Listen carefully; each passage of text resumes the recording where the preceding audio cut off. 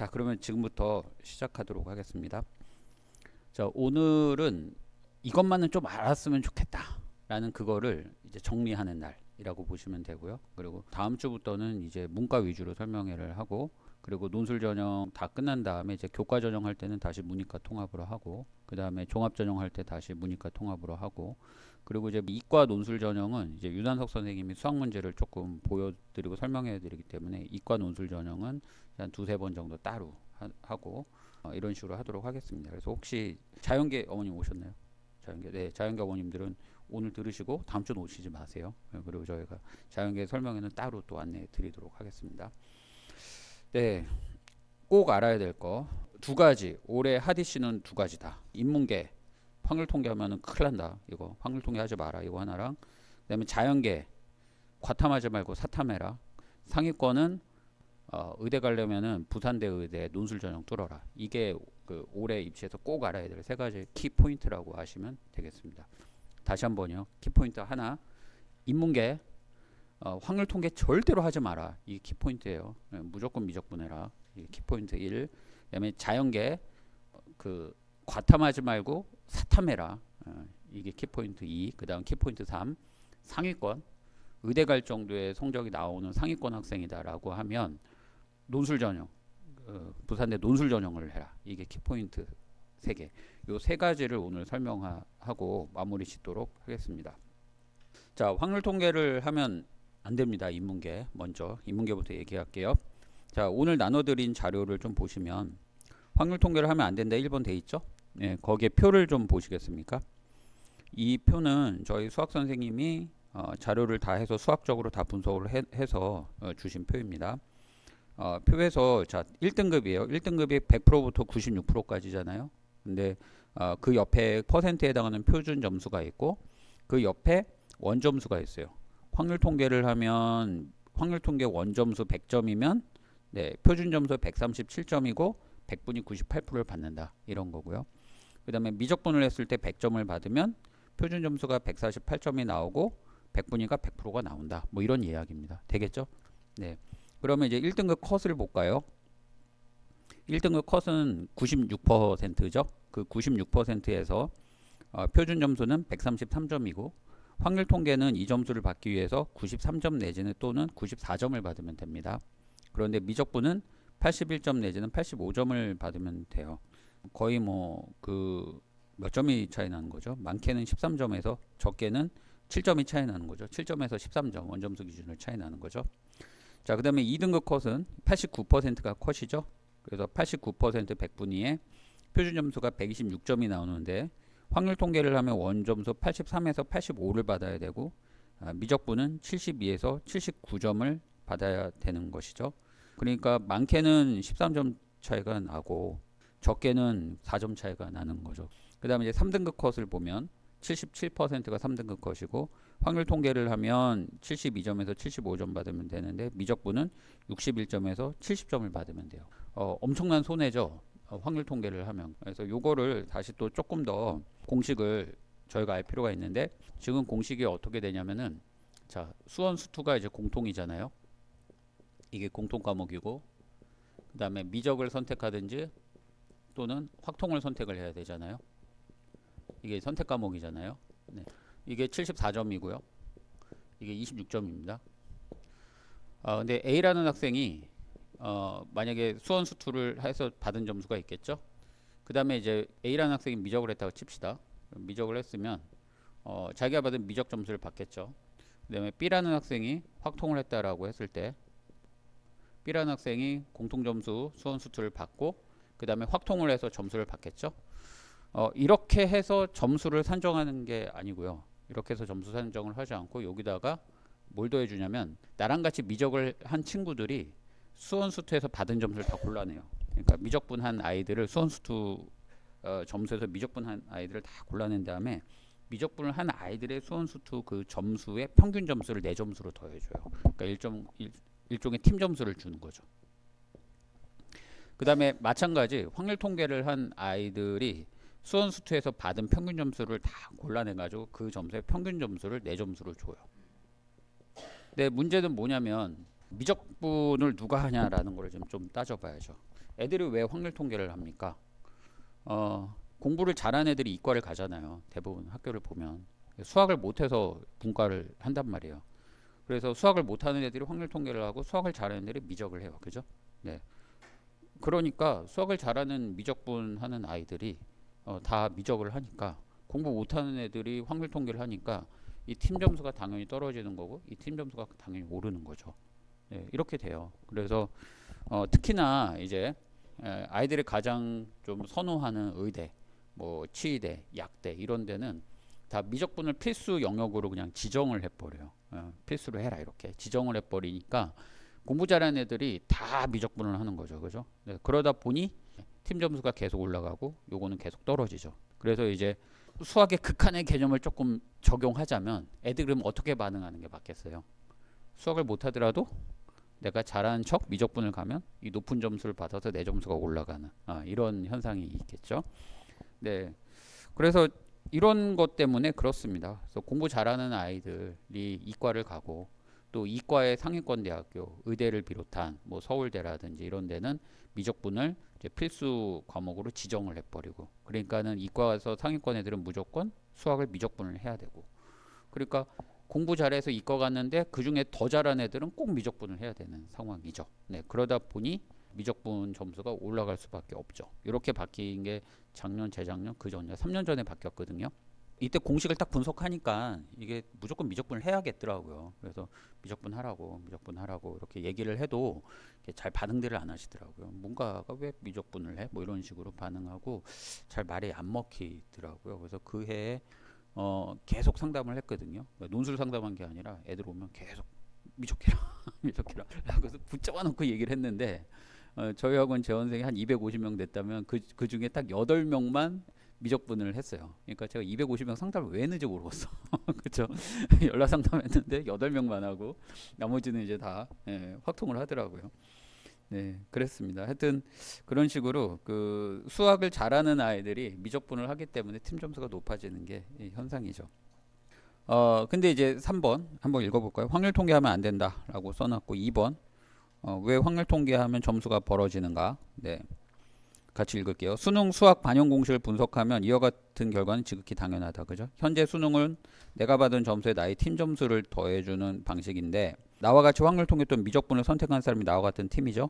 내가 확률 통계를 했다면 나와 같이 확률 통계를 한 사람들이 공통 과목 수원 수투에서 받은 평균 점수를 내 점수로 더해주는 거죠. 당연히 미적분을 선택한 학생들이 확률 통계를 선택한 학생보다 수학을 잘할 수밖에 없죠. 이제 공부를 가장 잘하는 학생들이 선호하는 의학 계열이 미적분을 필수로 요구하고 또 수학 공부를 잘하는 학생들이 이공계를 선호하고 상위권 대학교 이공계는 미적분을 필수로 요구하거나 미적분을 선택한 학생들에게 가산점을 줘요. 또 하나 문제가 뭐냐면 수원 수투는 미적분을 배우기 위한 기초 개념을 공부하는 과목이에요. 과목 자체가. 그러다 보니까 미적분을 한 학생들이 확률 통계를 하는 학생들보다 수원 수투를 잘할 수밖에 없어요. 또 구조가 또 그렇습니다. 그래서 확률 통계를 하면 점수를 적게 받을 수밖에 없다. 이런 얘기죠. 네. 3번. 자, 올해 확률 통계를 하면 폭망할 가능성이 더 높다. 왜 그러겠습니까? 이게 더 벌어진다라는 얘기죠. 지금 정교한 계산은 아니고요. 그냥 아주 그냥 거칠게, 아주 간단하게 간략하게 계산을 해보면 이제 연세대, 고려대 이과들 있잖아요. 연고대 이과. 예를 들어서 이제 점수로 애들을 쭉 줄을 세우는 거예요. 연고대에 합격한 애들 점수를 딱 줄을 세웠을 때 뭐 그 이 정도 한 50% 정도에 해당하는 아이들, 연고대 의대 말고 연고대 그 자연계 상위 50%에 합격한 얘네들이 작년에 받았던 수능 성적 그대로 올해 그대로 받으면 얘네들이 올해 의대에 합격을 해. 그러니까 이제 이 연고대 가는 아이들이 이제 다 그만두겠죠.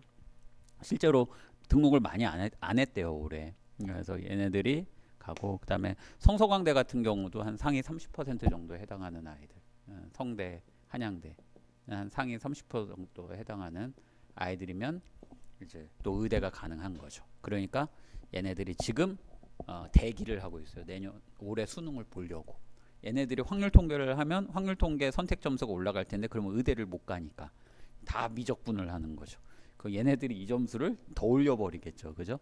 네, 그러니까 확률 통계만 올해 더 폭망한다 이렇게 생각하시면 되겠습니다. 그래서 3번 읽어볼게요.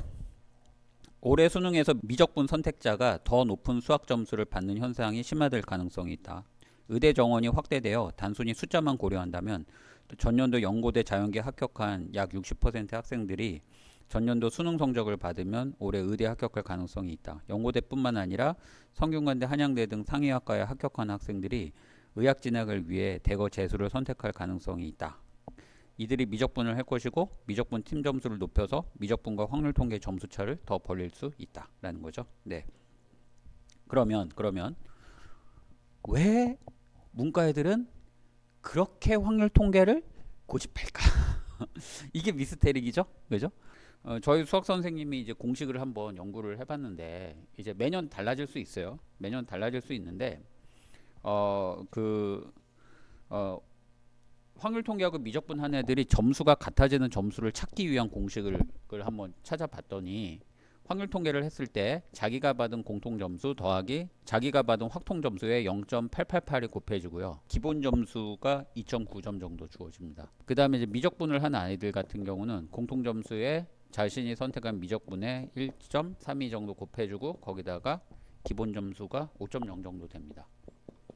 그러니까 이제 동일하게 점수를 받았다라고 하면, 그죠? 동일하게 점수를 받은 학생을 기준으로 한다면 지워버리면 결국 이 계산을 해보면 어떻게 되냐면 확률 통계를 20점 만점 받은 학생이랑 미적분을 했을 때 15점 받은 학생이랑 점수가 같아져요. 근데 이제 이거를 조금 분석을 해보면 이게 어떤 점수냐라고 하면 이 점수 좀 분석을 해볼게요.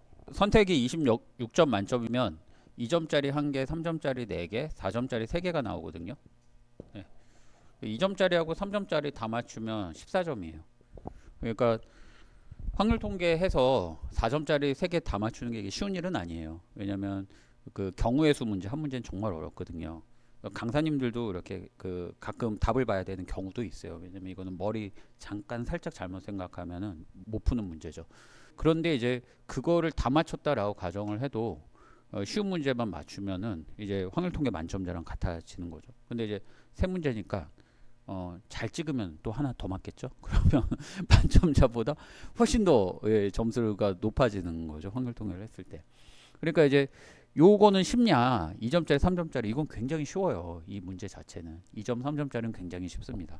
제가 4점짜리를 분석해 보면 하나는 좀 쉽고요. 하나는 조금 어렵고 하나는 많이 어렵거든요. 그래서 이거는 확통이든 미적이든 맞추기가 쉽지는 않은데 여기까지는 한번 해볼 만해요. 여기까지는. 근데 여하튼 확률 통계 만점자보다 그 미적분 쉬운 것만 하면 훨씬 더 유리한 거죠.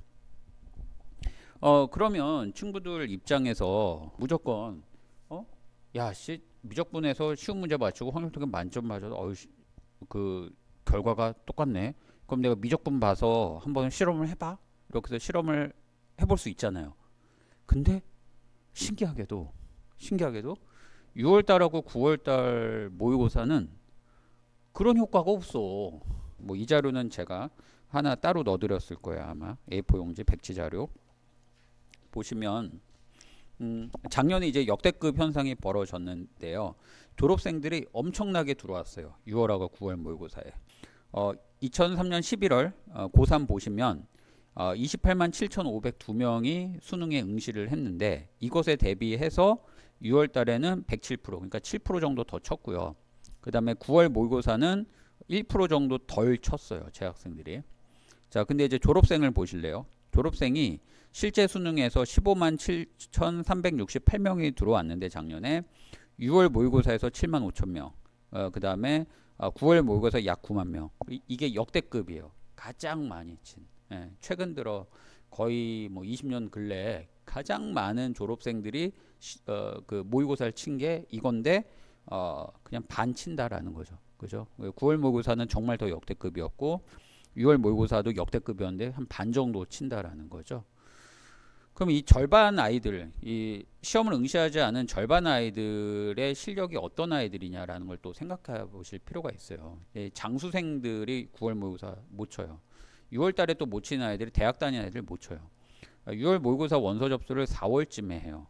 4월쯤에 막 받거든요. 그래서 저희도 코로나 이전에 재수학원을 했었는데 그 재수학원 할 때 그 우리 학생들도 있지만 졸업생들, 우리 학원을 다니지 않는 아이들을 위해서 몇 명 정도 더 칠 수 있게 자리를 남겨놓으면 그날 원서 접수하면 그날 아침 9시부터 접수를 시작하면 9시 10분에 마감이 돼버려요. 그러니까 그 정도로 아이들이 서로 시험을 치려고 하는 거죠. 근데 시험 장소는 많지 않으니까. 네, 그래서 졸업생 아이들이 시험을 못 쳐요. 물리적인 공간이 없어서 못 치기도 하고, 그 다음에 또 어떤 아이들이 안 치냐 그러면 대학 다니라 정신없는 아이들. 그러니까 4월 달이니까 3월 달 대학 들어가고 4월 달 정도 돼서 대학생을 하다 보니까 6월 달에 모의고사 원서 접수를 한다는 사실 자체를 애들이 까먹는 거죠. 9월 시험은 7월에 원서 접수하거든요. 근데 7월 달에 애들이 6월 말에만 기말고사 치고 정신 없잖아요, 대학에서. 그리고 7월 정도 돼서 신청을 놓치는 거죠. 그래서 이제 9월 달에도 또 못 쳐요. 또 대학교에서 수업을 듣는 애들도 있고. 그래서 대학을 다니거나 아니면 시험 장소가 없어서 이렇게 못 들어옵니다, 아이들이. 충분한 졸업생들이 안 들어오다 보니 6월하고 9월에서도 그렇게 큰 차이를 못 느껴요. 현역들이 확률 통계를 한다고 해서 그렇게 많이 불리해? 이거를 이제 애들이 그 감흥이 없는 거예요. 그래서 제가 그 3년 전에 그렇게 미적분을 하라고, 이 제도가 처음 만들어졌을 때부터 미적분을 하라고 그렇게 아이들한테 말을 했음에도 불구하고 애들은 왜 이렇게 말을 안 들을까 답답하다 했는데 조금 지나서 깨달은 거죠. 아이들 입장에서는 그럴 수 있겠다. 아이들은 자신들의 경험이 굉장히 중요한데 아이들의 경험은 확률 통계를 한다고 해서 엄청나게 불리하지도 않고 미적분을 한다고 엄청나게 점수를 급상승하는 경험을 아이들이 자신들이 치는 모의고사에서는 한 번도 경험을 못한 거죠.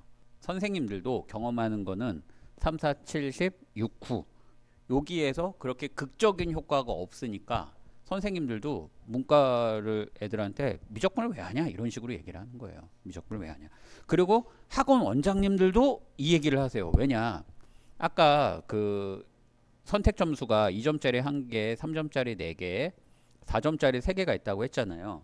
근데 이 4점짜리 3개 중에 하나인데 요 3개를 맞추는데 확률 통계도 마찬가지지만 확률 통계 문제 하나는 이거는 정말 운이 필요한 문제고요. 이거는 이제 경우의 수 문제니까. 이 두 문제를 맞추는 것하고 이 세 문제를 맞출 때 이 세 문제 맞추는 게 훨씬 더 어렵다라는 거죠. 즉 강사님들의 논리를 제가 이렇게 들어보니까 이 논리더라고요. 확률 통계 이 문제는 운이다. 이거는 운이기 때문에 이건 아예 그냥 맞출 수도 있고 못 맞출 수도 있다. 근데 이 두 문제를 맞추는 건 그렇게 어렵지 않다. 근데 미적분은 이 세 개는 실력을 갖추면 맞출 수 있다. 근데 이 실력을 갖추는데 이 두 개를 실력을 갖추는 것보다 이 세 개의 실력 갖추는 시간이 훨씬 오래 걸린다. 그래서 미적분 하면 시간이 오래 걸린다. 이 논리더라고요. 그래서 제가 요거는요? 라고 물어봤어요. 딴 거 필요 없고 요거 필요 없고요. 요것만 하는데 시간 얼마 걸려요? 그러면 이건 별로 안 걸려 라고 하더라고요. 그래서 제가 요것만 애들 문제 맞춰서 그냥 확률 통계 만점보다 훨씬 더 점수 높게 받으면 되지 않느냐 라고 하는데 선생님들은 그건 그런데 그래도 이걸 해야 되지 않느냐 자꾸 이렇게 고집을 하시더라고요. 강사님들 이야기를 들어보니까. 근데 요거를 해서 얼마나 걸려요? 라고 물어봤더니 한 3시간짜리 강의 6회 정도 하면 된다고 하더라고요. 그래서 18시간이죠. 거기다 뭐 자습시간 이 정도 하면 한 36시간 공부하면 확통 공부해서 만점이랑 똑같다라는 거죠. 그래서 이 정도 공부하면 된대요. 근데 저희가 수업을 깔았었거든요. 근데 6회는 수업료 받기 애매하잖아요. 4회다니까 그냥 8회 하자라고 해가지고 했었는데 진짜 애들 다 잘 나오더라고요. 그래서 아이들은 이런 이유로 또 선생님들은 이런 이유로 강사들은 이런 이유로 이제 확률 통계를 고집을 합니다. 4번 한번 읽어볼까요? 네. 자, 이 제도가 시행되리라고 예고된 때부터 내오는소는 줄기차게 확률 통계를 하지 말라고 외쳤는데 그러나 도무지 말을 듣지 않는 학생과 학부모가 너무 많아요. 요게 선생님들과 강사는 왜 뺐을까요? 네. 보면 기분 나쁘실 거 아니에요. 그렇죠? 내오는소 가지 말라 이러면 안 되니까 네, 뺐습니다. 자, 왜 학생들이 확률 통계를 고집할까? 먼저 고2, 고3 모든 모의고사에서 미적분 선택자와 확률 통계 선택자의 점수차가 크게 나타나지 않는다. 의대 가려고 재수, 삼수하는 실력 좋은 학생들이 고2, 고3 모의고사에 들어오지 않는다. 그리고 고3, 6월, 9월 평가 모의고사에도 실력 좋은 졸업생은 15% 정도. 그러니까 전체 졸업생은 뭐 한 50% 내외 들어오지만 정말 실력 좋은 졸업생들은 한 15% 정도 들어올 뿐이라고 추정을 합니다. 자, 그들이 응시할 수 있는 시험 장소가 넉넉하지 않다. 그리고 재학생들은 고2, 고3 모의고사를 통해 확률 통계에서 원점수를 올리는 것이 더 점수를 잘 받을 것이라고 경험에 근거해서 합리적이지만 사실 수능에서는 전혀 다른 결과를 가져오는 착각을 하고 확률 통계를 고집한다. 또한 미적분을 공부하는 것이 확률 통계를 공부하는 것보다 시간이 많이 걸린다고 생각한다. 자, 선택 문제는 2점짜리 1개, 3점짜리 4개, 4점짜리 3개가 출제되는데, 자, 미적분 4점짜리 3문제 중 어려운 2문제를 모두 맞추려고 많은 공부 시간이 필요하다. 그러나 미적분 2점짜리 1개, 3점짜리 4개를 맞추는 정도의 학습량은 확률 통계를 고득점 하겠다고 들이는 시간보다 훨씬 적다. 네. 미적분 2점짜리 1개와 3점짜리 4개만 맞춰도 확률 통계 만점과 사실상 같은 점수를 받게 되죠. 그래서 결국 입시에 대한 부족한 경험과 전문가의 말을 기울이지 않는 고집, 그리고 수능 공부를 전략적으로 접근하지 못하는 공부 습관이 학생들의 확률 통계를 하는 이유로 보입니다. 그 수능 공부를 전략적으로 하지 못하는 공부 습관, 이 얘기는 한꺼번에 제가 얘기를 좀 할게요. 그거는 어떤 얘기냐면, 이제 보면 9번 보시면 돼요. 8번, 9번. 8번, 9번. 네. 8번, 9번 얘기가 뭐냐면, 여기를 좀 먼저 보시고 나서 제가 읽어 드릴게요. 논술 학원에 이제 공부를 조금 못하는 친구들이 오거든요. 그 교과하고 종합 전형을 해봤는데 이제 안 되는 친구들이 이제 정시를 하려고 하는데, 이제 정시는 넘사벽인 경우가 좀 있으니까 논술이라도 좀 해서 대학을 좀 높여갈까라는 게 이제 아이들의 대부분 이야기인 것 같아요.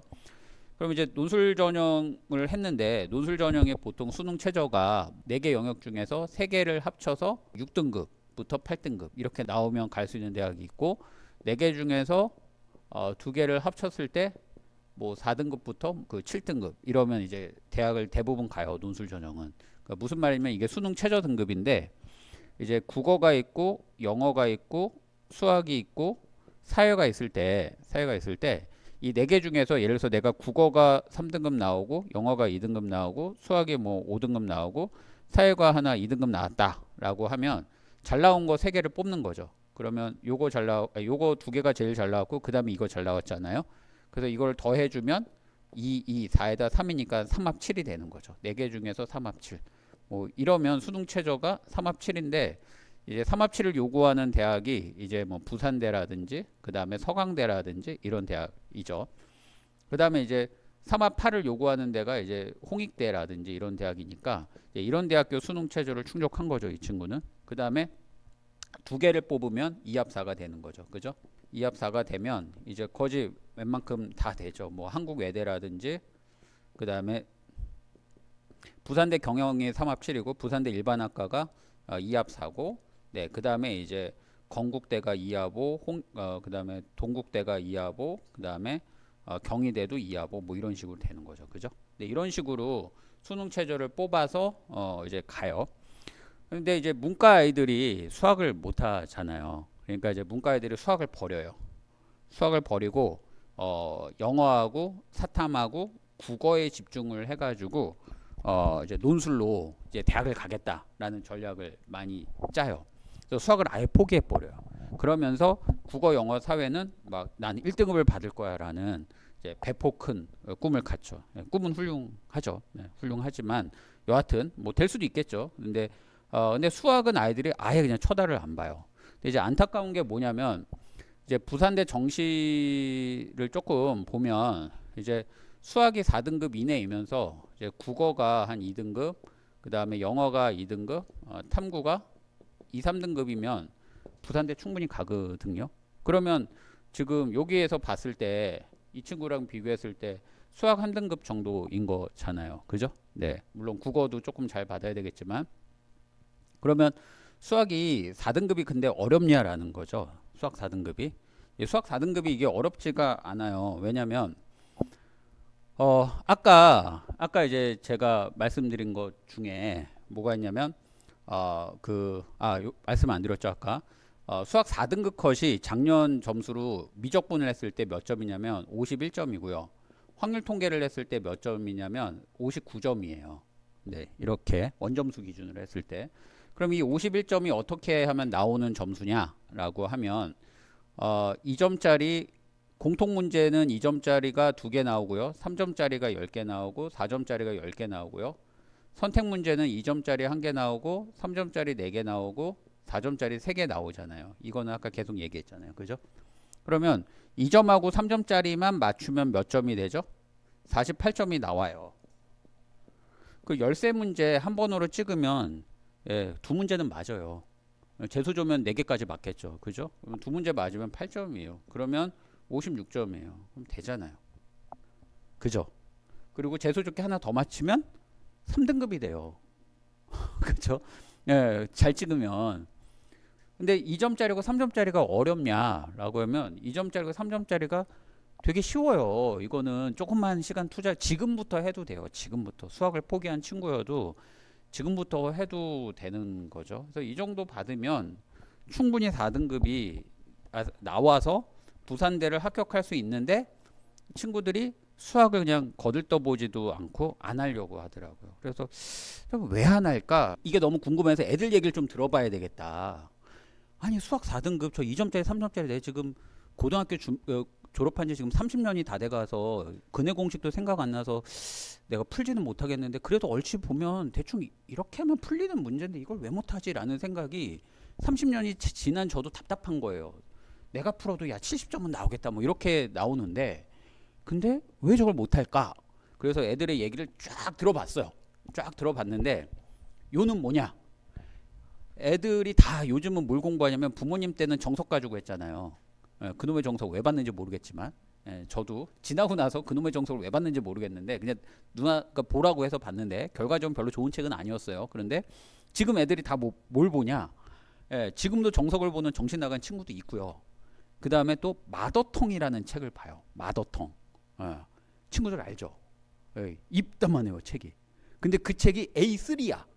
책 크기가 A3야. 이게 A4잖아요. 네, 정석이 요따만하잖아요. 정석이 요만하잖아요. 근데 정석이 기본 수학, 그 다음에 그 뭐죠? 수원, 그 다음에 또 수투, 그 다음에 미적분 내지는 확률통계 이렇게 되잖아요. 그러니까 이 정석 4권 합친 거랑 마더텅 한 권이랑 똑같더라고요. 양이. 근데 그거를 제가 5년 동안 13번을 봤잖아요. 근데 그걸 한 번 볼 때는 몇 년이 걸렸겠습니까? 처음 볼 때는 2년 반 걸렸죠. 근데 이제 두 번째 볼 때 시간이 확 줄고 세 번째 볼 때 확 줄고 네 번째 볼 때 더 확 줄고 다섯 번째 볼 때 확 줄고 한 10번째 볼 땐 그냥 눈으로 읽는 거죠. 그냥 그러면 이제 슥슥슥 나가다가 눈으로 탁 봐서 안 풀리는 것만 쓱 풀어보고 넘어가는 거죠. 그래야 속도가 막 붙어서 13번 가는 거지. 처음 볼 때는 2년 반 걸리거든요. 근데 애들이 그 마더통 문제를 봐요. 이 두꺼운 거를. 그래서 봤더니 야 너 이거 수능 때까지 다 못 볼 것 같은데? 라고 했더니 그래서 홀수번만 푼대요. 홀수번 다 풀면 짝수번을 풀 거래요. 그러면 수능 아니야? 그랬더니 그렇대요. 그러면은 너가 틀린 문제 언제 복습해? 그랬더니 하고 있더라고요. 그래서 근데 이걸 왜 하냐? 그랬더니 그냥 학원에서 그렇게 한대요. 그리고 또 어떤 애는 학원에서 문제집을 줬는데 이따만 해요. 전화번호만 해. 전화번호. 종이도 열래 얇아. 근데 전화번호만 해. 거기에 마더통에다가 뭐에다 문제를 다 넣어가지고 하여튼 수능에 출제 가능한 모든 문제를 다 넣어놓은 거야. 근데 그거를 내가 볼 때 한 10번 보면은 정말 잘할 것 같은데 제가 볼 땐 그거 한 10년 봐야 될 것 같아. 예. 그러니까 아이들이 그렇게 공부를 하더라고요. 저는 이게 너무 놀라웠어요. 그래서 애들한테 야 너가 뭐 수학 강사를 할 거냐 아니면 수학 교수를 할 거냐 아니면 오늘날 수학교육 사교육에 비판을 하는 논문을 쓸 거냐 왜 이런 책을 보는지 나는 이해가 가지 않는다. 그냥 2점짜리하고 3점짜리 문제만 이렇게 뽑아가지고 그 문제만 좀 풀면 안 될까? 그러면 책이 요만해질 텐데 그냥 기출문제 6월 9월 11월 평가원 6월 9월 11월을 최근 3점도 문제 하면 9회분 총 270문제 270문제인데 한 해분에 몇 문제죠? 12개 14개 17개니까 17개니까 쉬운 거 4점짜리 3개까지 해서 한 20개 되면은 9회분이면은 한 180문제만 한 10번 풀면 안 될까? 180문제 10번 풀면 다 맞출 것 같은데? 예. 이렇게 얘기를 해줬는데 네 했는데 아무도 안 하더라고요. 그럼 또 학원 가면 또 뭐 하는 거죠? 또 마더통 연락 풀고 자이스토리 연락 풀고 센수학 연락 풀고 그 다음에 또 정석 연락 풀고 막 이러니까 애들이 그냥 이렇게 시간이 지나서 수학 4등급을 못 맞는 이런 기가 막힌 일이 벌어지더라고요. 네, 그래서 이제 제가 아까 써놓은 문구가 그런 의미예요. 뭐냐면 아까 거기서 왜 아이들이 확률 통계를 고집할까 할 때 수능 공부를 전략적으로 접근하지 못하는 거죠. 또 미적분을 하면 확률 통계 하듯이 그렇게 엄청난 양을 공부를 해야 된다라고 아이들이 생각을 하니까 이제 확률 통계 다 했는데 어떻게 미적분으로 가요? 이 말을 계속 하더라고요. 그 말을 했을 때 저는 애들이 그 말이 무슨 말인가 이해를 못했어요, 제가. 그런데 아이들이 그렇게 공부를 하다 보니 확률 통계를 그렇게까지 공부를 했는데 인강도 들었지.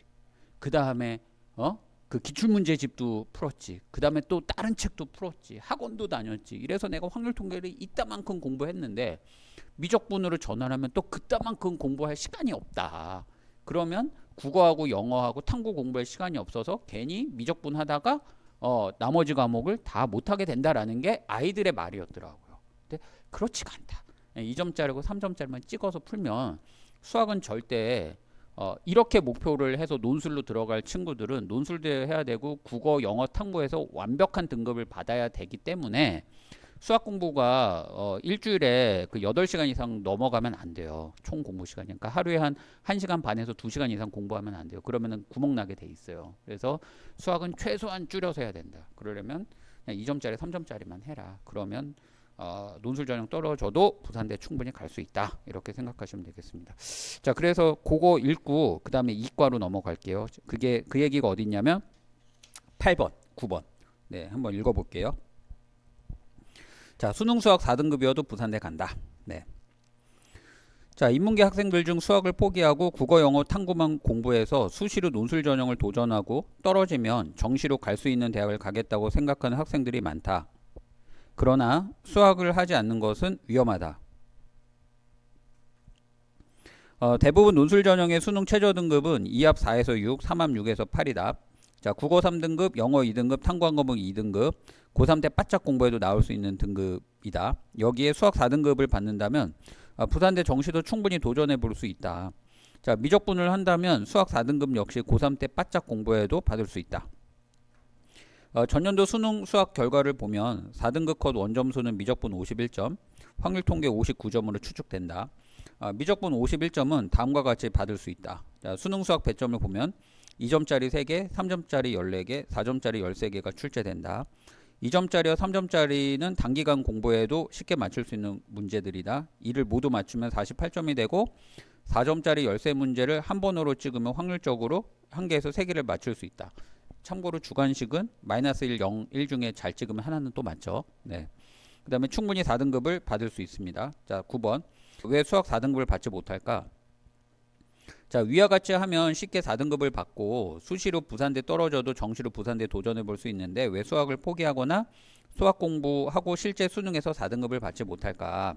자, 먼저 학생들은 지레 겁먹고 수학을 아예 포기한다. 네, 이런 친구가 많죠. 그 다음 둘째, 수학을 한다고 해도 미적분을 하지 않고 확률 통계를 고집한다. 네. 셋째, 미적분을 한다고 해도 매우 비전략적인 수능 수학 공부를 한다. 자, 수능 수학은 수능 수학만의 출제 스타일이 있어요. 특히 2점, 3점짜리 출제 수준과 내용이 제한되어 있어요. 그런데 학생들은 이런 거 다 알죠? 뭐 이런 거 등을 처음부터 끝까지 모든 수준의 문제를 다 풀고 틀린 문제를 다시 볼 시간 없이 계속 문제만 푸죠. 그래서 나의 현재 수준에 달성 가능한 목표 등급을 정하고 목표 등급을 받기 위해서 어떤 식으로 공부하겠다는 전략이 없이 그저 문제만 푸는 게 문제입니다. 자, 그럼 이과 학생들 같은 경우에 다 맞으면 좋겠는데 일단 나는 한 1등급 정도만 받았으면 좋겠다라고 하면 이과 학생들은 뭐 81점에서 85점이니까 한 4개 정도 틀리면 되잖아요. 그죠? 그러면 미적분에서 어려운 문제 한 문제 정도 틀리고 그 다음에 선택 문제에서 그러니까 공통 문제에서 한 2개 정도 틀리면 되겠죠. 그죠? 그러면 그 3개 정도면 88점에서 84점 정도 나오잖아요. 그죠? 그러면 그 어려운 문제 제외하고 내가 맞출 수 있는 문제만 뽑아가지고 그걸 또 반복적으로 돌리면 충분히 또 시간을 최대한 아낄 수 있는데 학생들 공부하는 패턴을 보면은 공부 양을 늘리는 게 이과에서도 공통적으로 관철된 양상이 아닌가 싶습니다. 자, 이게 이제 문과에서 올해의 키워드를 이야기했습니다. 네, 자, 그러면 이제 이과 키워드를 이제 한번 이야기를 해볼게요. 자, 올해 이제 이과 키워드는 2가지라고 했죠. 하나는 과탐이 아니라 사탐을 해야 된다. 그 다음에 또 하나 최상위권은 의대를 가려면은 부산대 지역인재 논술 전형을 뚫어야 된다. 요 이야기하고 마무리하겠습니다.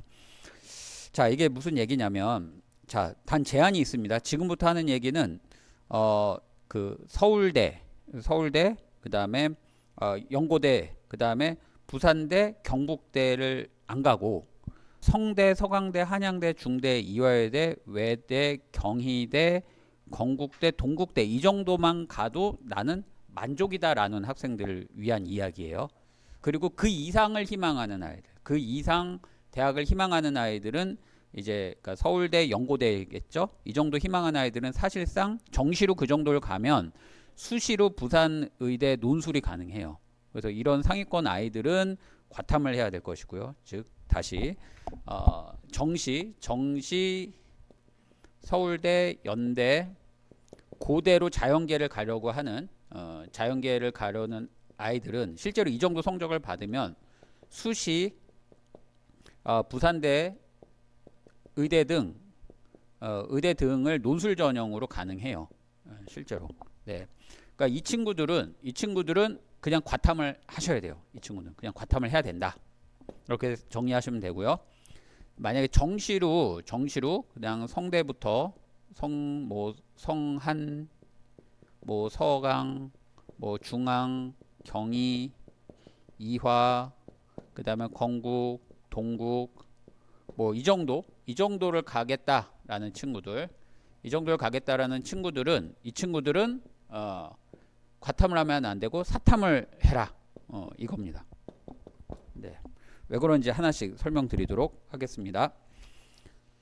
자, 여기 따로 제가 A4 용지 하나 드렸죠? 네, 요거를 보시면 자연계 대학별 과학 반영 관련 표 정리라고 돼 있을 거예요. 2번에. 그죠?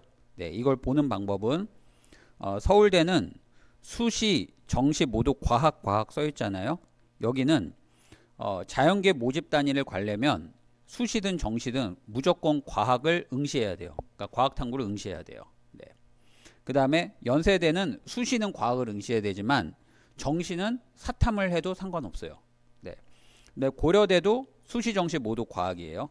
네, 성균관대, 서강대, 한양대 이렇게 경희대까지는 이렇게 찍 거져 있잖아요. 이런 데는 과탐을 해도 되고 사탐을 해도 되고 상관이 없어요. 네. 그 다음에 이제 서울시립대는 수시는 과학, 정시는 상관없고, 그 다음에 이제 그 부산대가 이제 문제인데, 부산대가 수시, 정시 모두 다 과학을 해줘야 됩니다. 그 다음에 부경대, 해양대, 동아대는 그 상관없어요. 사회라고 했는데 오타네요. 이것도 찍 거주면 돼요. 사회든 과학이든 다 상관없습니다. 자, 그 다음에 이제 더 중요한 게 그 밑에 표인데, 네. 그 밑에 표에서 그러면 과탐을 친 아이들에게 뭔가 더 혜택을 주면 사탐이 가능하더라도 과탐 친 게 유리한 게 아니냐라는 거죠. 그죠? 네, 그걸 정리해 놨어요. 밑에. 서울대는 정시에서 무조건 과탐을 해야 되니까 사탐 치면 안 되고요. 연세대는 과탐을 치고 자연계에 응시를 하면 변환 표준 점수의 3%를 가산해 줘요. 그럼 변환 표준 점수는 또 뭐냐라는 거죠. 그죠? 네, 이렇게 보실게요. 수능 점수를 보면 이런 식으로 성적표에 수능 성적표예요. 수능 성적표에 이제 국어도 있고 수학도 있고 영어도 있고 과탐 1도 있고 과탐 2도 있는데 여기에 이렇게 나오죠. 이렇게 여기에 보면 이제 표준 점수가 나와요. 표준 점수 120 몇 점, 수학 100 몇 점, 영어는 그냥 그 등급이 나오죠. 그냥 등급만 나와요. 1이면 1, 2면 2 이렇게 표준 점수가 이렇게 나오고 그 다음에 등급이 여기 밑에다 기재되어 있고 그 다음에 하나 더 나있다. 100분위가 기재가 되어 있어요. 100분위 성적표를 딱 받아보면.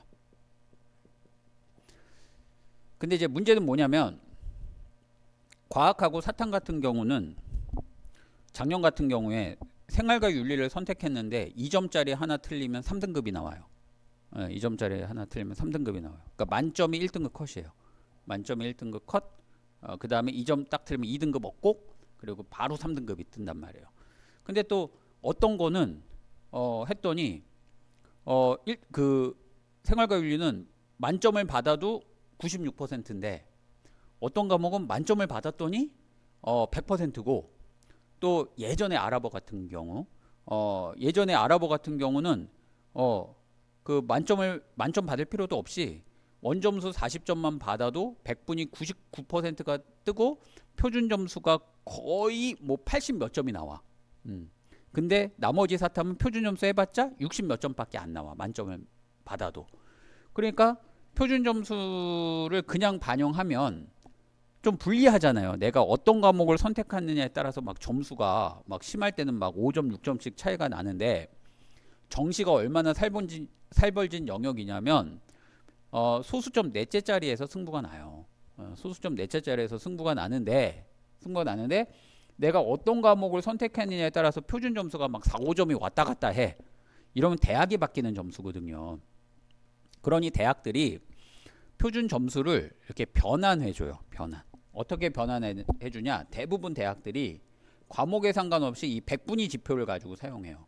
이 100분위가 뭐 100%가 나왔다, 99%가 나왔다. 그러면 여기에 표준 점수를 변환해줘요. 표준 점수를 변환시켜줘요. 성적표상의 표준 점수가 아니라 뭐 100%는 몇 점, 99%는 몇 점, 과목에 상관없이 다 통일된 점수를 부여하는 거죠. 되겠죠? 이걸 갖다가 변환 표준 점수라고 그래요. 그러니까 줄여서 변표라고 하죠. 변환 표준 점수 또는 변표라고 해요. 네. 대부분 대학들이 과탐은 국어하고 수학은 성적표상의 표준 점수를 그대로 활용하는데 그 과탐하고 사탐은 대부분 성적표상의 표준 점수가 아니라 이런 식으로 변환 표준 점수를 활용을 해요. 또 어떤 대학은 100분위를 활용하기도 해요. 근데 아주 예외는 아니고 그 지방 대학교 아이들이 별로 관심 없어 하는 그런 대학들은 그냥 성적표상의 표준 점수를 그대로 활용하기도 해요. 근데 대부분 상위권 대학은 이런 식으로 변환 표준 점수를 사용한다라고 생각하시면 되겠습니다. 자, 다시 표로 올게요. 그 A4 용지 그 백지에다가 제가 준 세 번째 표. 연세대는 변표 3%란 얘기는 과학 탐구를 응시한 아이가 자연 계열의 원서 접수를 하면 자기가 받은 표준 점수, 즉 변환 표준 점수의 3%를 가산한 점수를 줘요. 이런 얘기예요. 예. 그 다음에 이제 고려대는 정시에서 과탐 필수니까 상관없고, 성균관대는 변환 표준 점수의 몇 프로를 주겠다라고 하는데 그 퍼센테이지는 아직 안 줬어요. 그 다음에 이제 서강대는 퍼센테이지를 주는 게 아니라 일괄적으로 그냥 변환 표준 점수 0.5점 더 줄게, 이런 얘기예요. 네. 그 다음에 이화여대는 6%, 중앙대는 발표 아직 퍼센테이지까지는 발표 안 했고요.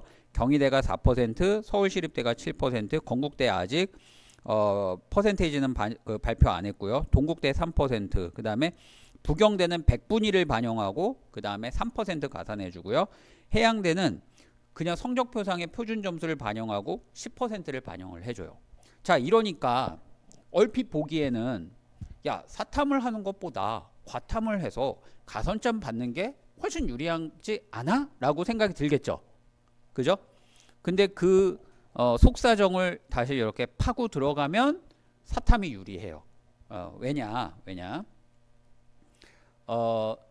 사탐에 응시하는 아이들이 있다고 했을 때요.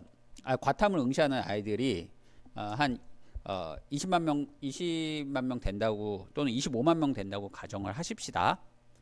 그러면 25만 명 중에 사탐 두 과목 모두 다 1등급, 과탐 두 과목 모두 다 1등급 나온 아이들이 0.6%밖에 안 돼요.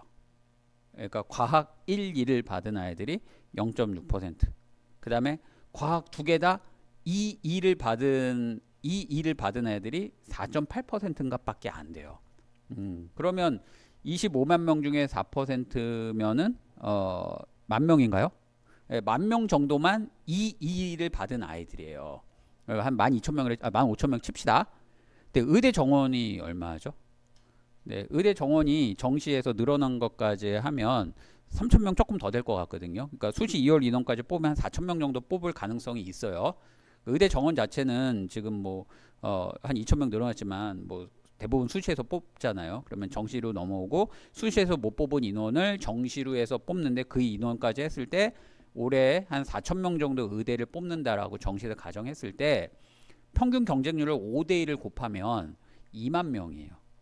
2만 명의 학생들이 의대를 지원해요. 근데 과탐 두 과목 모두 2등급 이내 나온 아이들이 2만 명이 안 되잖아요. 그러면 결국 과탐에서 상위 등급을 받은 아이들은 다 의대로 빠져나간다는 얘기예요. 그러면 연세대도 아니 연세대까지 갈 필요도 없어. 서울대도 의대가 아닌 일반 공대는 과탐이 1, 1등급이 솔직히 보기 되게 힘들어요.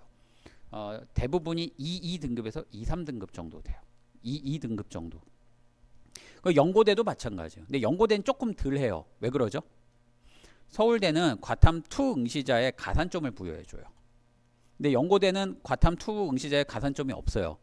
예전에는 서울대는 과탐 2를 한 과목을 응시를 안 하면 아예 지원 자체가 안 됐어요. 그래서 서울대 정시 컷보다 연고대 정시 컷이 더 높았어요. 그것 때문에. 근데 지금은 조금 완화됐죠. 왜냐하면 그냥 과탐을 2를 선택하면 가산점을 주니까. 네, 즉 여기서 과탐 2는 뭐냐면 물리 2, 화학 2, 생물 2, 지학 2를 의미해요. 자, 그러다 보니까 이제 연고대가 더 컷이 높아요. 그래도 연고대 하는 애들이 그래도 보면 보통 2, 2나 1, 2 정도. 1, 2도 굉장히 흔치 않고요. 그냥 2, 2도 그렇게 흔치가 않아요. 그러면 경희대는 어떤 애들이 올까요? 경희대, 뭐 한양대 이런 애들은 네, 뭐 2, 3등급이 대부분이겠죠. 2, 3등급, 그죠? 또 동국대 이런 데까지 가면 3, 3등급이 대부분이겠죠. 그죠?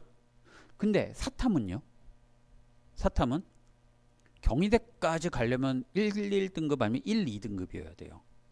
경희대까지 가려면. 왜냐면 사탐도 한 25만 명 내지는 20만 명 응시한다라고 치면 사탐은 두 개 모두 1등급이 1% 나오거든요. 그럼 2만 명이요. 1등급만으로도 2만 명이 나와요. 근데 서울대 그 이과는 의대 시작하고 의대 끝날 때쯤 약대 시작하고 의대 중간부터 치의대 시작하고 의대 끝나고 치의대 끝나고 약대 시작하고 약대 끝날 즈음부터 수의대 시작하고 수의대 끝나고 그 수의대 끝날 시점에 서울대 시작하고 서울대 끝날 즈음에 한의대 시작하고 그죠? 그리고 연고대잖아요. 그러니까 서울대가 그렇게 높은 대학이 아니에요. 이과에서 보자면 비율로 치자면 그렇게 높은 대학이 아니에요. 근데 문과는 아무것도 없이 서울대부터 시작하잖아요. 그러니까 서울대부터 차곡차곡 차니까 경희대까지도 사탐이 1, 1등급이나 1, 2등급 애들이 많아요. 그러면 과탐이 왜 받기 어려운 거죠? 공부를 잘하는 아이들이 다 과탐을 선택하기 때문에 어렵잖아요.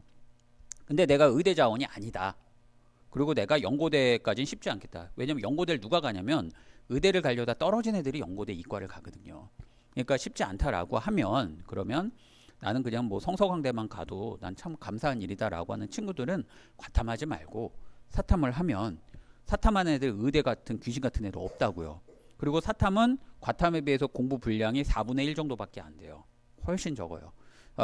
그래서 점수를 1, 1등급 받아버리면 자 성대 같은 경우 2, 3등급, 2등급인데 성대는 거의 1등급이어야 되거든요. 사탐이. 그러면 한 등급 점수 차가 몇 퍼센트여야지 되느냐 하면 한 등급의 표준 점수가 보통 5점에서 6점 벌어져요.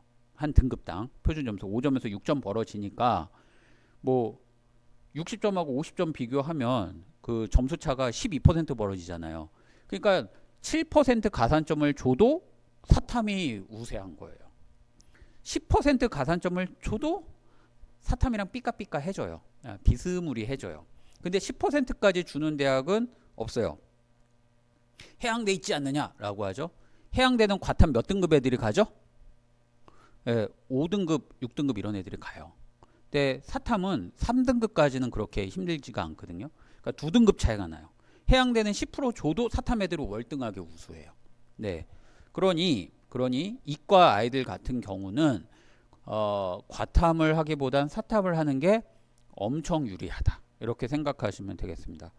5번 한번 볼까요? 네, 5번. 중상위권 자연계 학생은 사회탐구를 해야 된다. 네.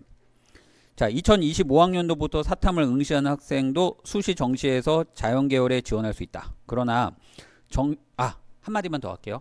자, 지금 문제가 뭐냐면, 자, 이과 침공 혹시 들어보셨나요? 이과 침공? 네. 이과 아이들이 문과 계열로 자꾸 정시에서 지원을 한다라고 해서 이과에 의한 문과 침공이다. 그래서 이과 침공이라고 해요. 이거를 이과 침공이라고 해요. 네. 이 현상이 왜 벌어지냐면 첫 해에는 경영학과의 이과 애들이 거의 80% 가까이 합격을 했거든요. 문과 경영학과에. 영문과 이런 데는 그렇게 비율이 높지 않았어요. 근데 이제 막 영문과도 50% 이상이 이과 애들로 채워지고 있어요, 지금. 그 이유가 뭐냐? 내가 이과대학으로 지원하려고 했더니 성대밖에 못 가. 근데 문과로 지원하면 연대 가. 그냥 연대 가자 이렇게 되는 거예요. 거기다가 또 이제 부모님들이 연배가 저랑 비슷해지시더라고요. 그래서 요즘 좀 그 세월의 무게를 좀 느껴지는데, 제가 처음 학원에 원장을 할 때만 해도 제가 이렇게 입고 학원 프론트에 이렇게 앉아 있었거든요. 그랬더니 어머님들이 그때 32살 이럴 때 원장님 어디 계시니 이렇게 부르시더라고요. 예. 그때 근데 지금은 다 원장인 줄 아시더라고요. 네, 세월의 무게가 느껴집니다. 네. 문과 침공 그 당시만 하더라도 어머님들이 복수 전공 이러면 그게 뭐야? 이렇게 생각을 하셨어요. 그 당시만 해도. 근데 이제 제가 95학번인데 95학번 때부터 학부제가 시작됐어요. 학부제 첫 해예요. 그러니까 저희 1년 선배는 제 동아리 선배 1년 선배는 제가 성대를 나왔는데 성대 불문과를 들어왔는데 의상학을 하고 싶은데 의상학 수업을 들을 수가 없는 거야. 그래서 다시 재수를 했어요. 그래서 똑같은 대학교 의상학과를 들어왔어요. 그때 이게 무슨 낭비냐 이래가지고 자유롭게 뭐 수업을 듣게 해줘야 된다 뭐 이렇게 해가지고 뭐 자율전공 제도니 뭔지 이런 얘기가 나왔는데, 학부제가 그때 시작이 됐는데, 학부제가 뭐냐면 이거죠. 자 이걸 보면 법학, 제가 법학을 했어요. 근데 이제 제가 경제학을 참 좋아했었거든요.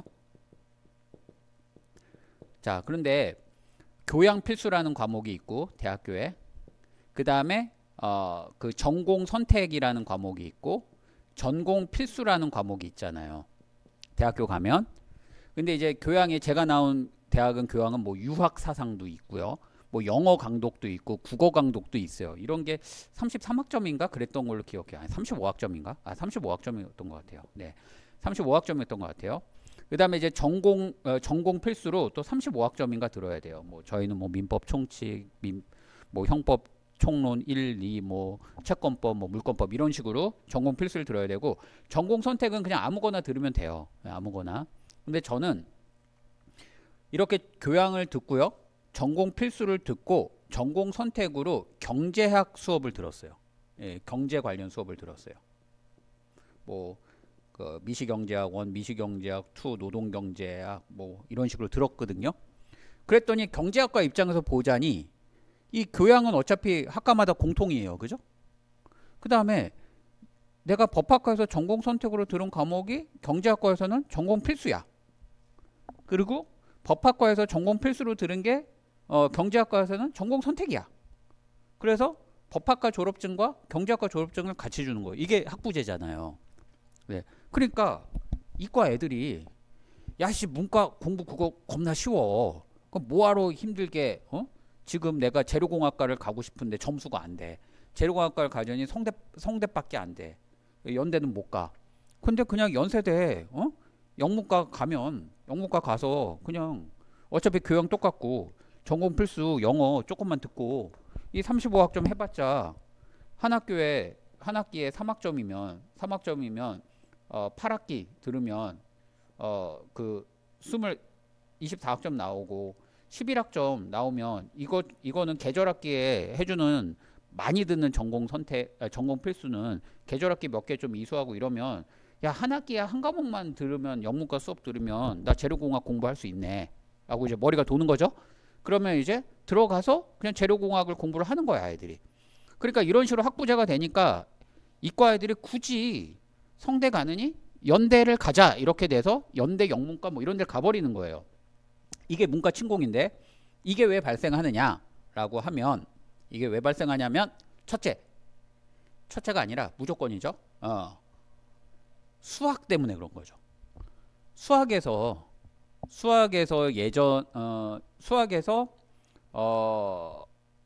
미적분을 하는 것만으로도 확률통계보다 11점 정도가 표준 점수가 더 나오잖아요. 근데 이과 애들이 문과 애들보다 수학을 더 잘하잖아요, 평균적으로. 그러다 보니까 이과 애들보다 문과 애들이 평균 점수로 수학 표준 점수가 20점이 더 나와요. 근데 그 20점을 메꿀 점수가 없는 거야. 예, 국어에서도 못 메꿔 그 점수를. 영어도 등급제니까 못 메꿔.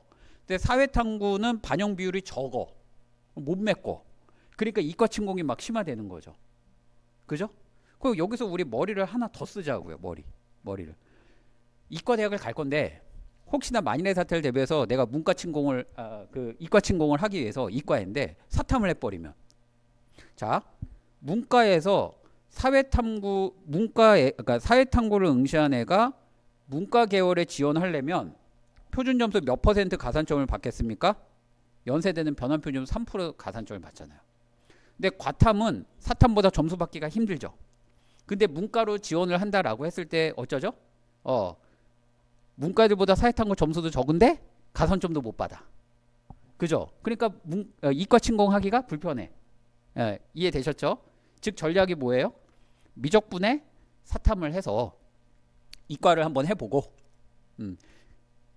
미적분에 사탐을 해서 이과를 하면 과탐하는 애들보다 사탐하는 애들이 등급이 높게 나오기 때문에 유리하고, 그리고 만약에 내가 대학을 좀 높여가고 싶어서 이과 침공, 즉 문과 대학을 지원했을 때 문과 애들보다 수학은 수학 점수대로 높게 받고 사탐 점수도 가산점을 받고, 그렇죠? 꼭 먹고 알 먹고죠, 그죠? 네, 그래서 이과 애들은 꼭 미적분에 사탐을 하는 게 좋다, 이런 말씀입니다. 되겠죠? 네. 자, 3번. 자, 중상위권 자연계 학생은 사회탐구를 해야 한다. 네. 2025학년도부터 사탐을 응시하는 학생도 수시 정시에서 자연계를 지원할 수 있다. 그러나 정시에서 과탐을 응시하면, 자, 5번 하고 있습니다, 지금. 응시하고 자연계열에 응시하면 가산점을 부여받아 사탐에 응시하는 학생보다 과탐을 응시하는 학생이 유리한 것처럼 보인다. 그죠? 그러나 사탐을 한 학생이 유리할 가능성이 높다. 1번. 과탐 1, 2등급 받는 것보다 사탐 1, 2등급 받기가 훨씬 쉽고요. 과탐 평균 1등급에서 1.5등급 학생은 대부분 의학계열, 의대, 치대, 약대, 수의대, 한의대에 지원하기에 이화여대, 중앙대, 경희대, 건국대, 여기 성대도 들어가도 됩니다. 한양대도 들어가도 됩니다. 등 자연계열의 합격자의 과탐 평균 등급은 2.5에서 3등급이에요. 이 두 가지를 고려하면 이화여대, 중앙대, 경희대, 건국대 등에서 과탐 2, 3등급을 받은 학생이 가산점을 받더라도 사회탐구에서 1, 2등급을 받은 학생이 더 높은 점수를 받을 수 있다. 네. 특히 의학계열 모집 인원이 늘어나면서 과탐 1, 2등급을 받은 학생 대부분이 의학계열에 지원하여 자연계 모집 단위에 지원하는 학생들의 과탐 등급이 하락할 가능성이 있다. 즉 의학계열에서 애들이 다 그 과탐 상위 등급을 다 빨아들인다는 거죠.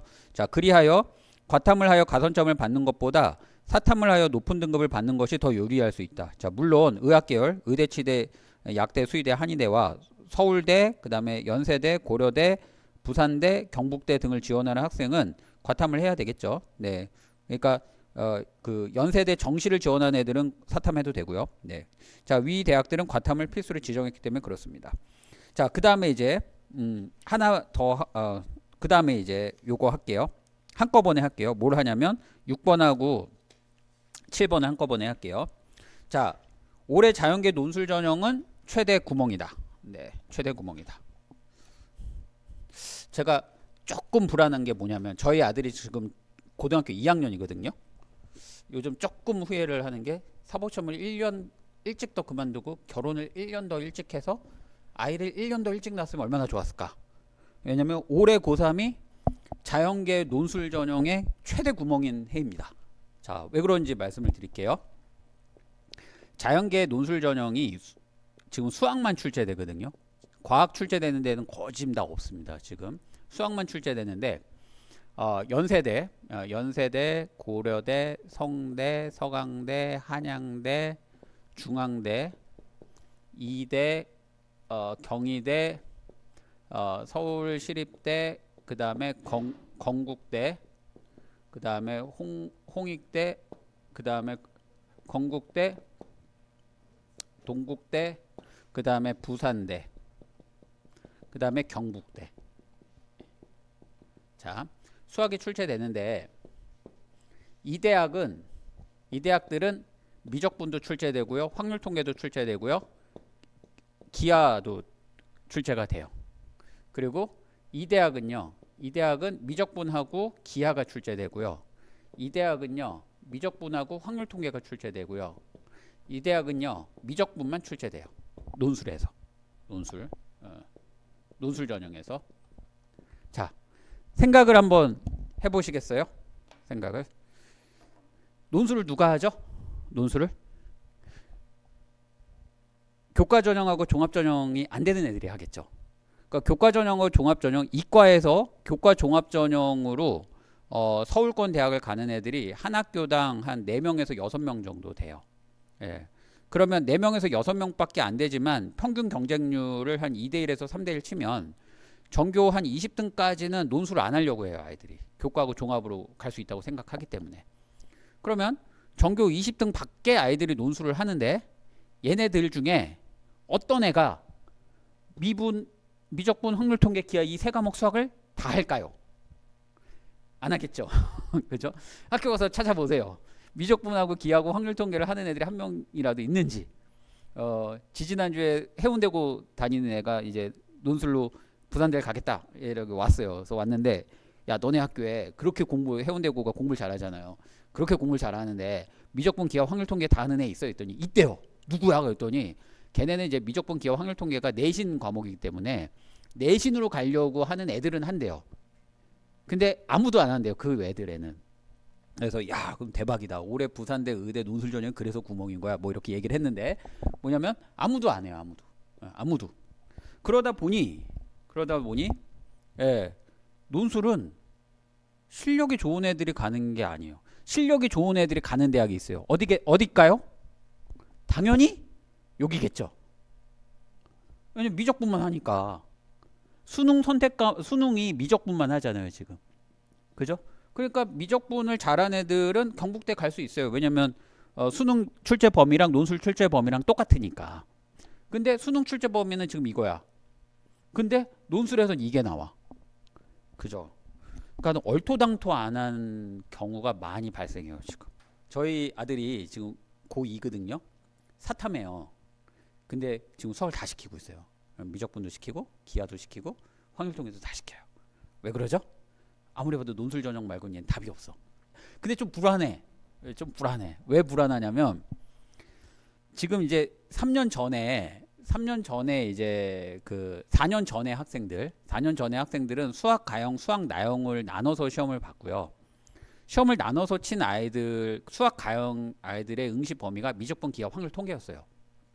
얘네들은 수능을 그렇게 다 봤거든요. 근데 얘네들이 작년까지가 3수생이었어요. 얘네가. 올해 4수생이에요. 4수생은 확 없어지거든요. 근데 3수생까지도 어느 정도 채워줘요. 논술 전형에서 숫자가. 그래서 작년에 정말 얼토당토 않은 애들이 다 붙었어요.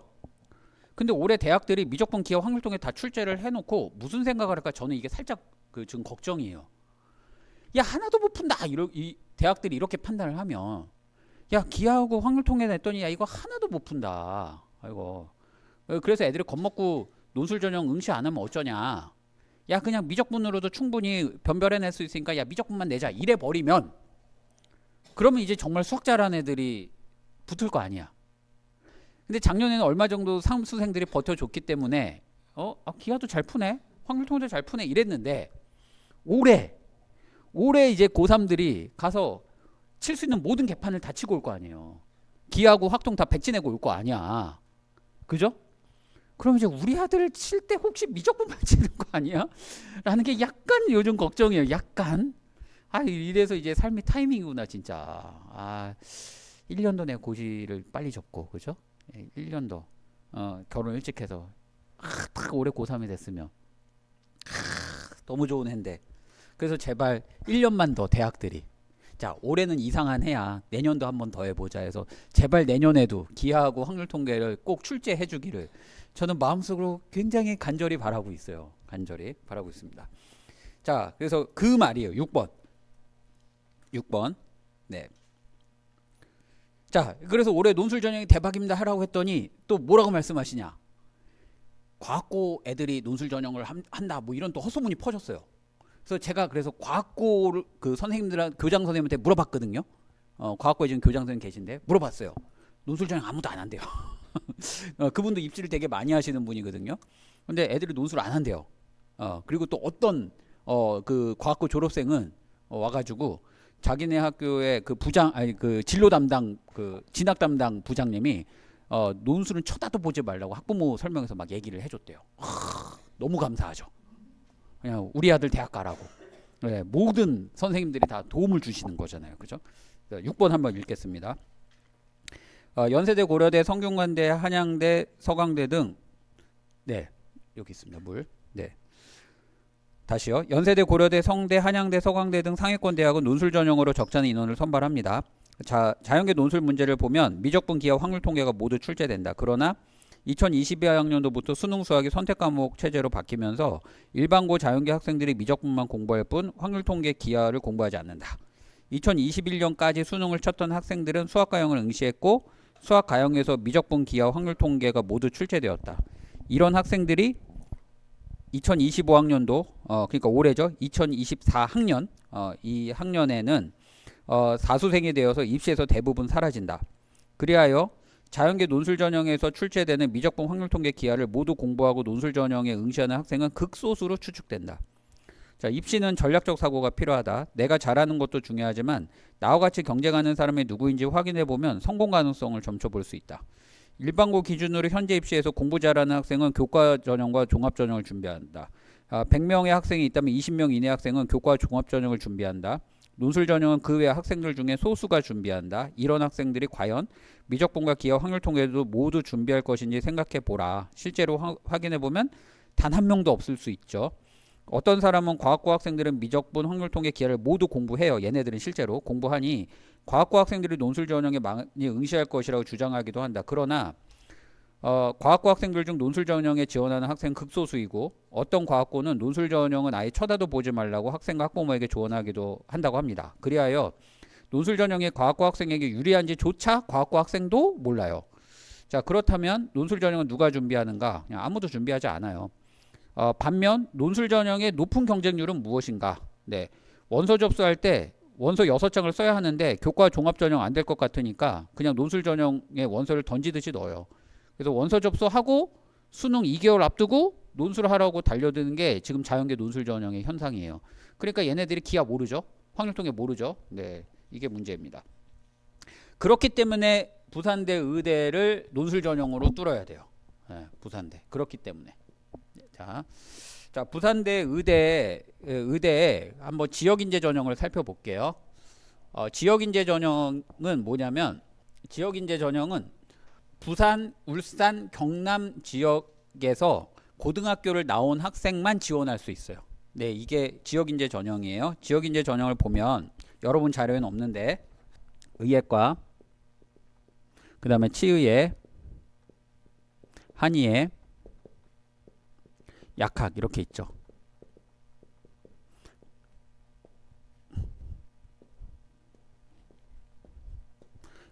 이렇게 있으면 이게 이제 교과, 종합, 논술,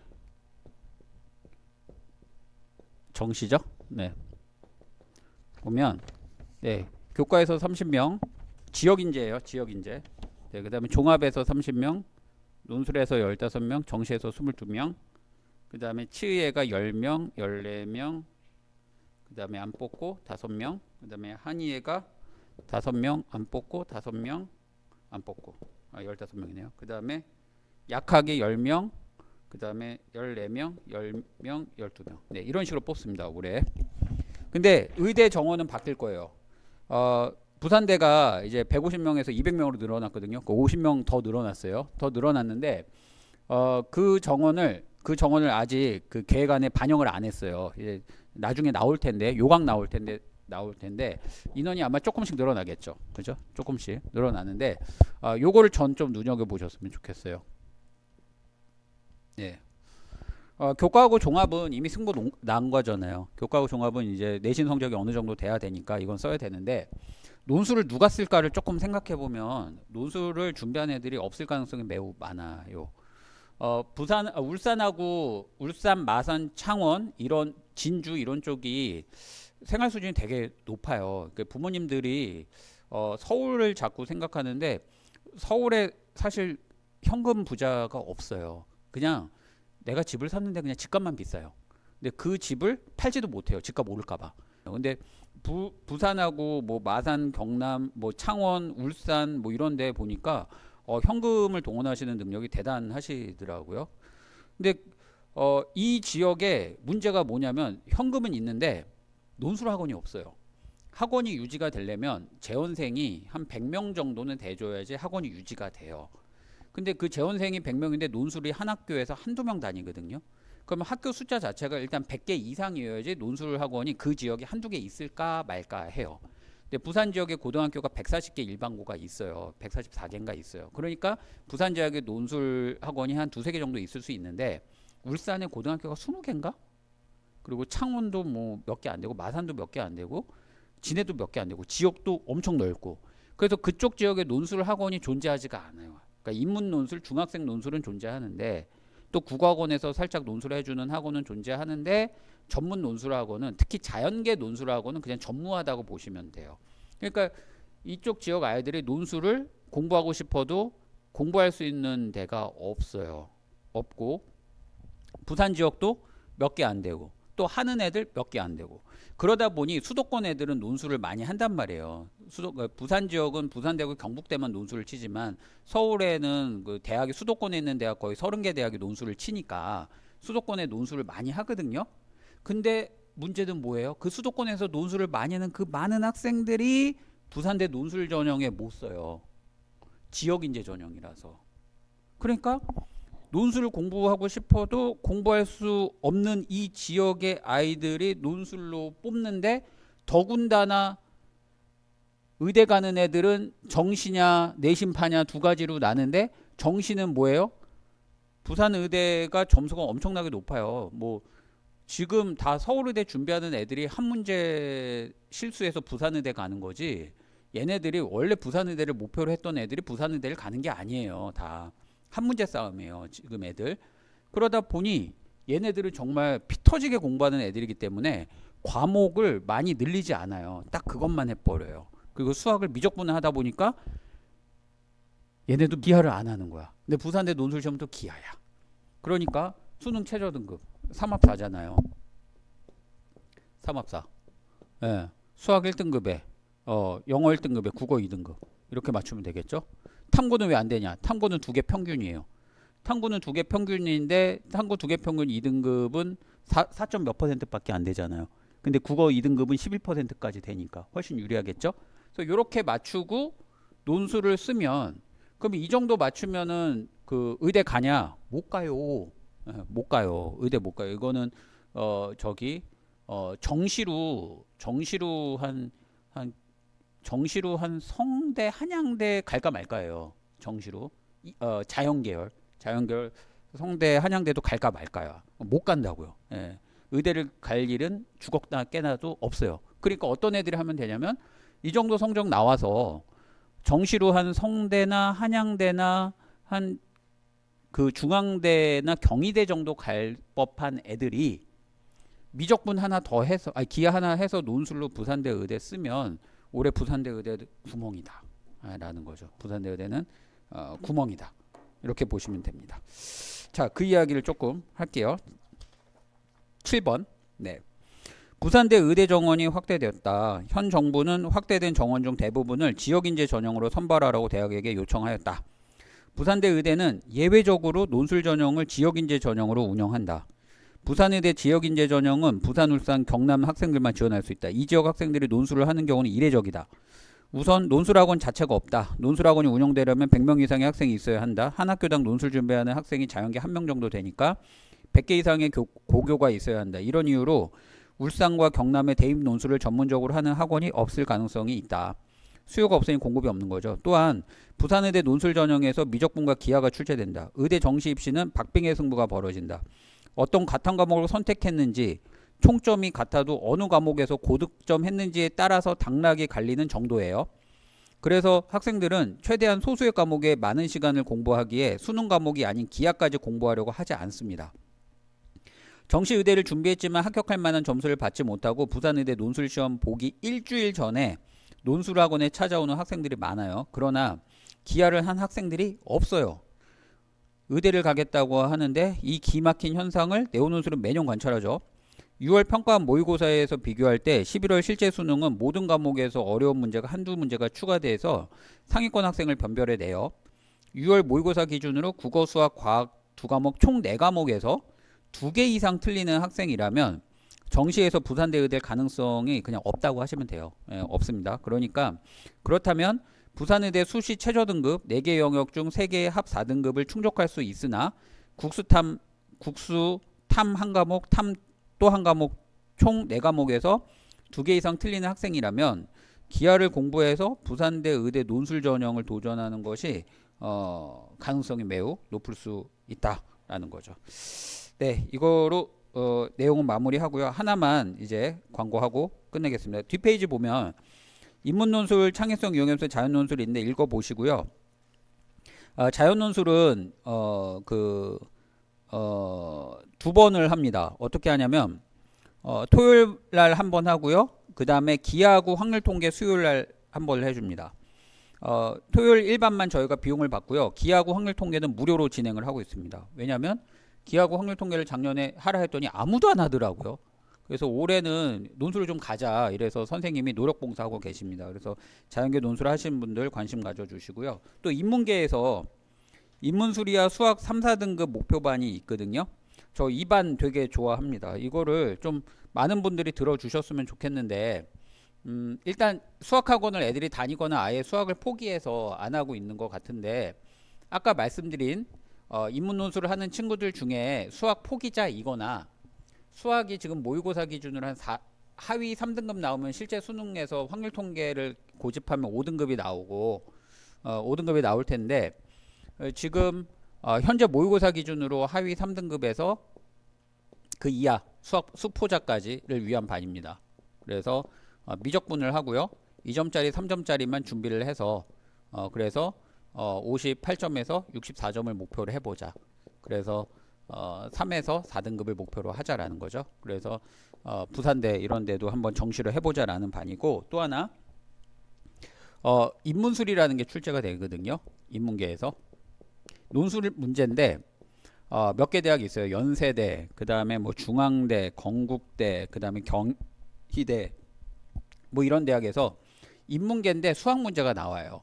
근데 이 수학 문제가 수능 문제로 3점짜리 문제 정도밖에 안 되는데 이걸 논술 문제로 꾸며놓으면 애들이 굉장히 어려워하더라고요. 그래서 이거를 예전에는 한 8회 정도로 마무리 시켜줬는데 올해는 좀 일찍 시작해서 꾸준히 하자라는 거죠. 그래서 요 반에서 이제 한꺼번에 해줘요. 요거랑 왜 해야 되느냐? 경영학과 같은 경우 어떤 대학은 막 50명씩 뽑아줘요. 그런데 어떤 그 똑같은 다른 학과 뭐 영문과 이런 데는 뭐 3명 뭐 5명 이렇게밖에 안 뽑아요. 3년 전 사례인데요. 그 어머님도 너무 좋으시고요. 애도 너무 좋고 저도 애착이 가는 애였는데요. 그 친구가 연세대 영문과 노문과를 썼는데 4등을 해서 떨어졌어요. 3명 뽑거든요. 그러니까 1등으로 떨어졌어요. 그랬는데 걔랑 똑같은 학교 다니는 여자애였는데 걔는 제가 그렇게 많이 이뻐하던 애는 아니었어요. 왜냐면 좀 뭐라 해야 될까?